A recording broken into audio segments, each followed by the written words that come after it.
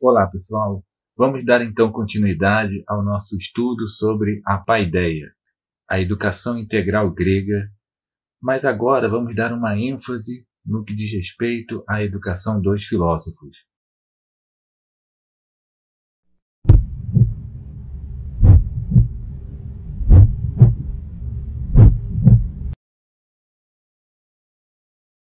Pois bem, pessoal, vamos então, começando aqui no livro 5 da República de Platão, nesse parágrafo aqui 473a, para a gente só identificar aqui um ponto que começa a falar sobre os filósofos. Beleza, pessoal? É nesse parágrafo aqui, 473, mais especificamente 473d, ok? Que nós vamos ter uma referência direta aos filósofos. Por quê? Qual é o problema, gente? Qual é a questão aqui? Até esse ponto da República, Platão estava falando sobre a justiça, depois ele começou a falar sobre a cidade justa, e ele está querendo mostrar que é possível haver uma cidade que seja justa. Pois bem, na teoria dele, uma cidade justa só poderia acontecer se o governante, se o rei, ele fosse um filósofo. Pois bem, eis então a teoria de Platão, a teoria do rei filósofo.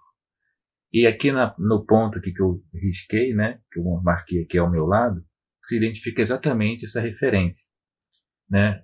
Apenas quando nós tivemos reis que sejam filósofos, ou governantes que tenham se dedicado à filosofia, reis que tenham se tornado filósofos, só assim é que a gente vai ter realmente uma cidade justa. Beleza, pessoal? Só que é claro, nisso daí, né, ao falar esse tipo de coisa, ele tem o receio de fazer com que as pessoas caiam na gargalhada. Exatamente porque, poxa, logo os filósofos para serem reis. E a questão aqui é exatamente essa. Agora, né, para não cair no ridículo, ele tem que começar a definir o que é o filósofo, tá bom?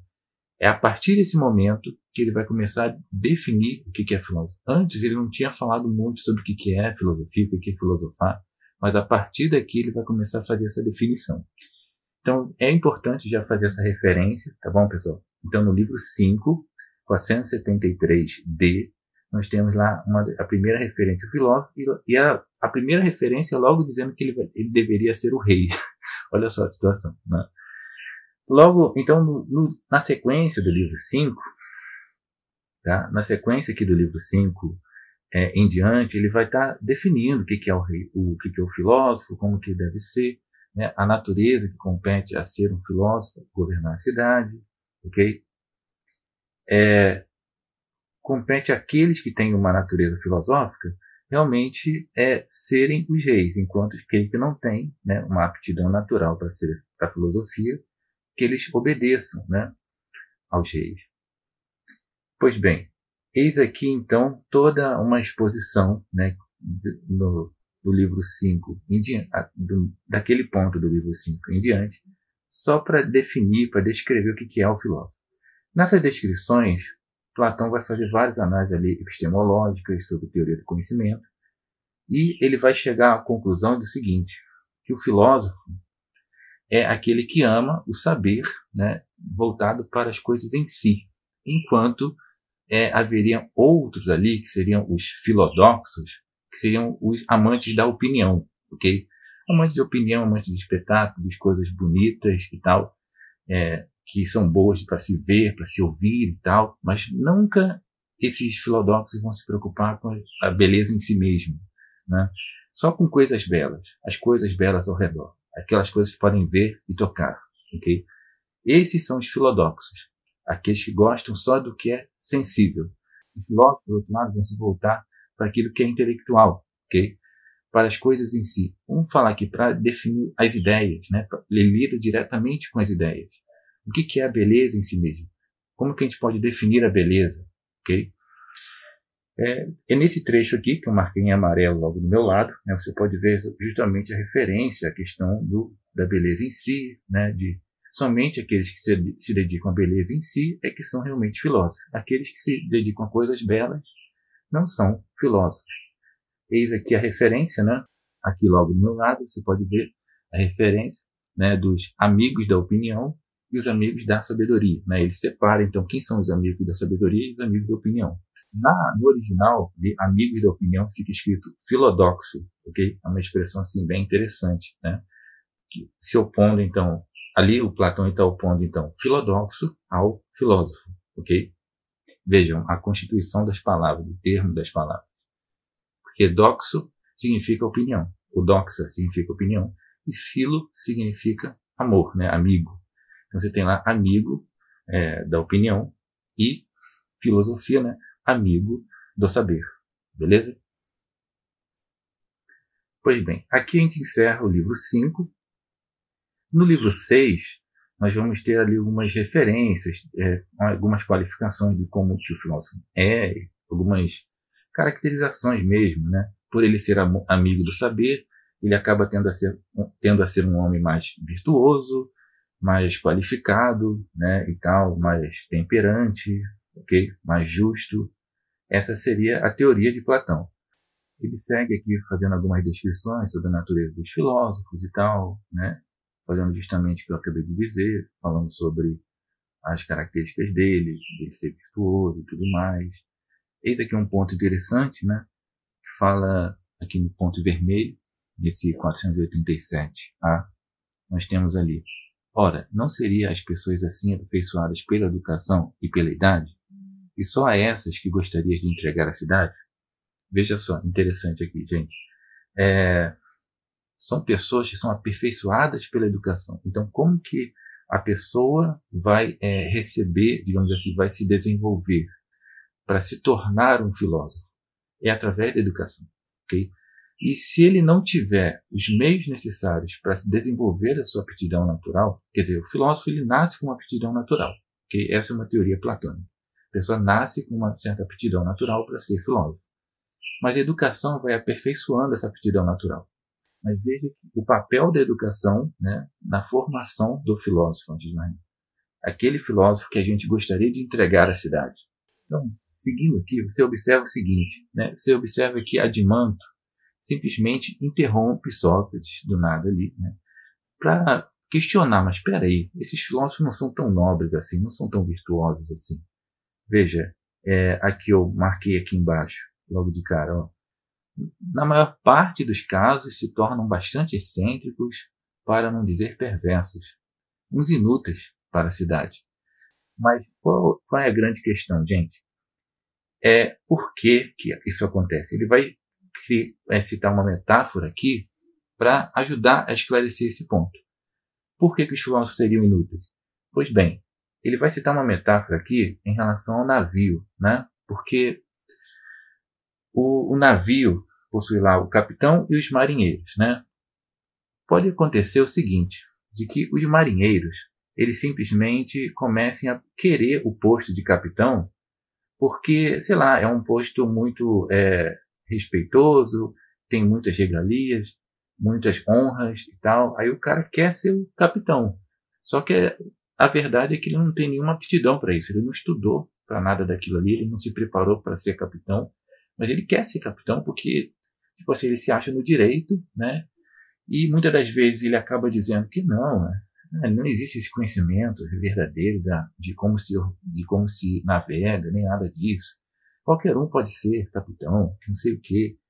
O resultado é simplesmente que, quando numa situação como essa, aqueles que realmente são aptos acabam sendo ridicularizados, né? Essa seria basicamente a ideia aqui do Platão. Então, aí, quando se originam tais acontecimentos nos navios, não te parece que o verdadeiro piloto será realmente apodado de neferibata, paurador, inútil pelos navegantes de embarcações assim aparelhadas?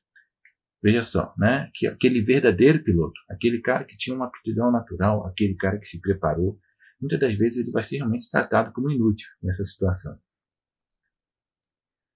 O que vai acontecer então, gente? É o seguinte, ele vai comparar isso com relação ao filósofo e vai dizer o seguinte, que existe toda uma conjuntura social que leva as pessoas a pensarem que realmente os filósofos são inúteis.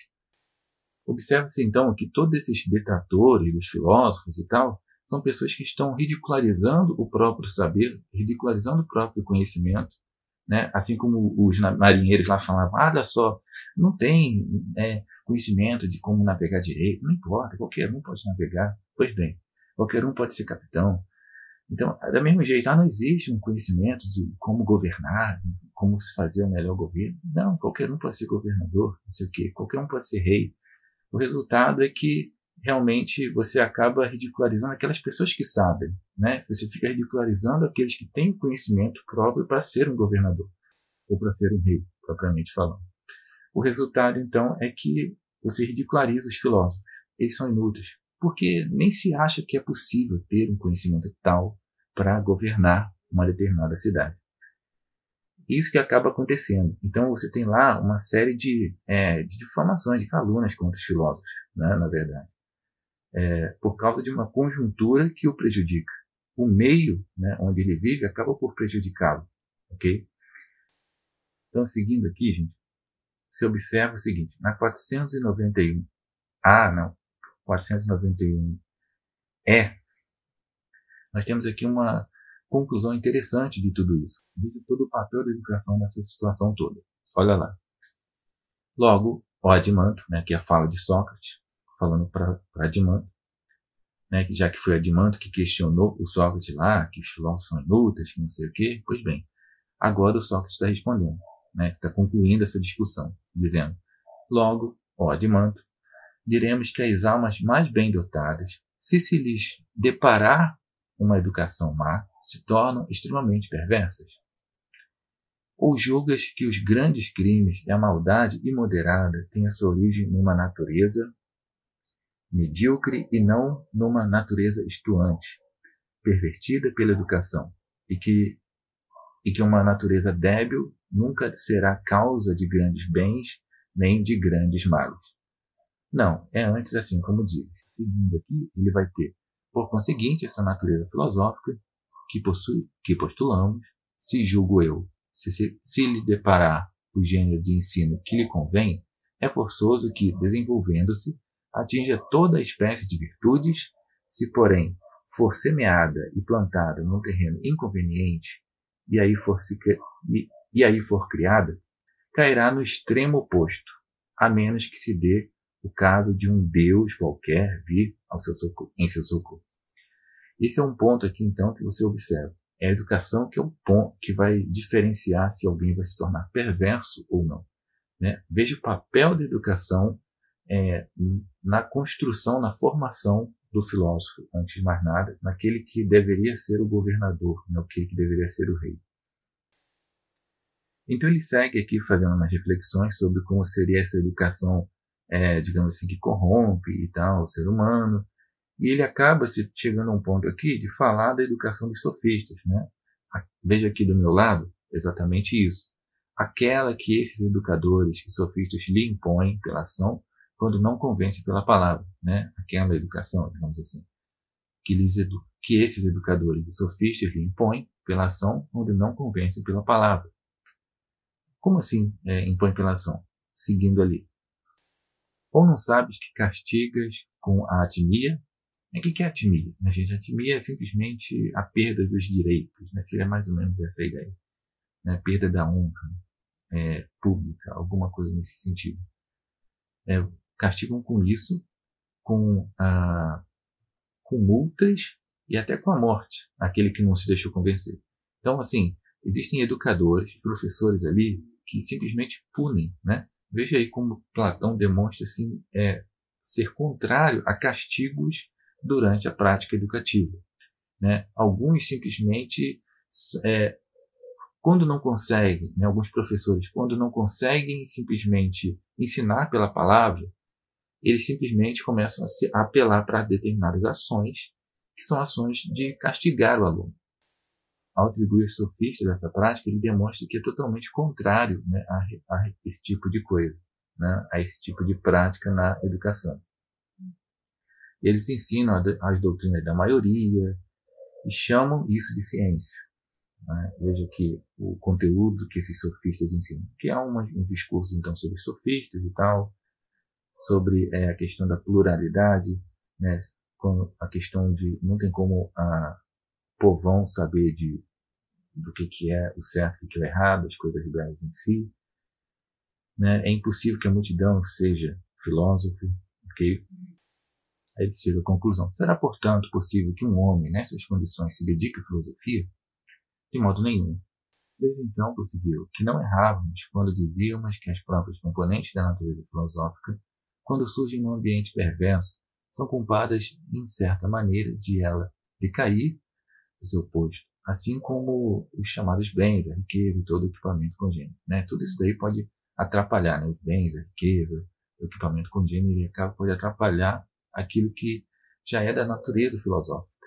Tudo isso, né, uma natureza filosófica, quando ela surge nesse meio, tudo isso, ela simplesmente pode decair do seu posto, né, do seu posto que deveria ser natural.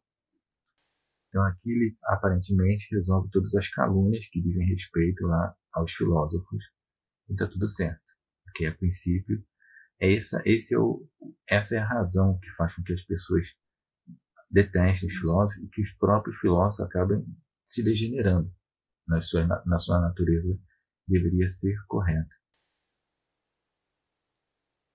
Bom, ele vai seguindo as reflexões, ok?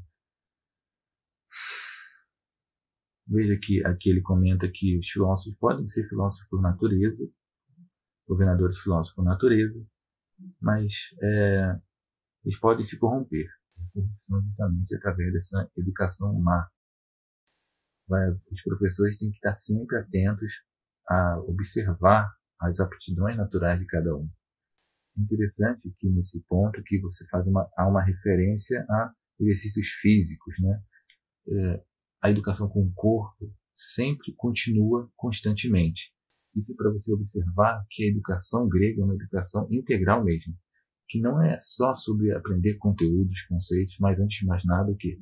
Corpo e alma. Você precisa também estar preparado no seu corpo para adquirir a filosofia. Chegamos então, gente, aqui no livro 7, que é o livro máximo, propriamente, da educação dos filósofos. Muita gente só ensina o livro 7, né, porque aqui já está como que resumido todas essas coisas.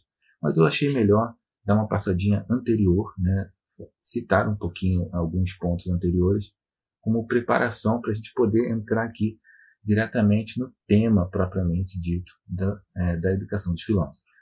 Veja aqui logo de início, né, o livro todo, né, o livro 7 todinho é sobre a educação dos filósofos.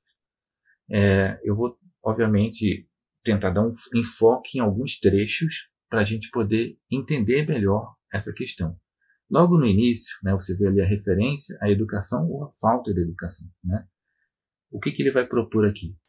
Você pode chamar de alegoria da caverna, você pode também chamar de mito da caverna. Mas o correto talvez seria melhor falar de alegoria da caverna. Aqui nesse vídeo eu não vou comentar sobre isso. Eu devo dedicar um vídeo mais específico para falar diretamente sobre a alegoria da caverna, porque existem muitas nuances, muitas reflexões que a gente pode fazer.